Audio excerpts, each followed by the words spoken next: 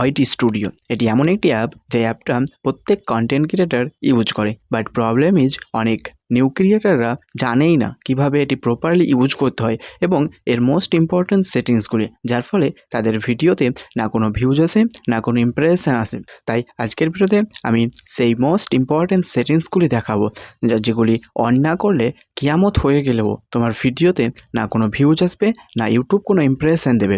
So let's get start this video. Important সেটিংসগুলি on করার জন্য চলে যেতে হবে OIT স্টুডিও নামক অ্যাপটিতে।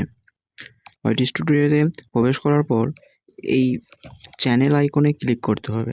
তারপর এখানে পেন্সিলের মতন আইকন যেটা আছে না, এই পেন্সিলের মতন আইকনে ক্লিক করতে হবে। তারপর এখানে হোম ট্যাব, সব নিচে হোম ট্যাবে ক্লিক করে এখানে এই হোম ট্যাব অপশানটা অন করে নিতে হবে অফ থাকলে। এতে কী হবে, এতে তোমার ভিডিও ইউটিউবের হোম পেজ মানে কোনটা, এটা হচ্ছে হোম পেজ ইউটিউবের।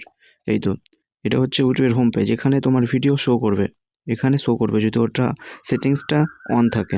সেকেন্ড সেটিং হচ্ছে তারই নিচে ফর ইউ, এই অপশানটাও অন করে দিতে হবে। এতে কী হবে, এতে তোমার অডিয়েন্স যে তুমি যেই নিচে ভিডিও বানাও সেই নিচের অডিয়েন্সকেও ইউটিউব টার্গেট করবে। আর তারপরে এই মোর সেটিংয়ে ক্লিক করে এই সব সেটিংগুলো অন করে নিতে হবে। Content type, video, shorts, live stream, আর এখানে রিকেন্সিতে অল কন্টেন্ট করতে হবে। এতে তোমার প্রত্যেকটা ভিডিও ইউটিউব সে যতই পুরনো হোক না কেন তোমার নিউ অডিয়েন্সকে রেগুলার সাজেস্ট করতে থাকবে।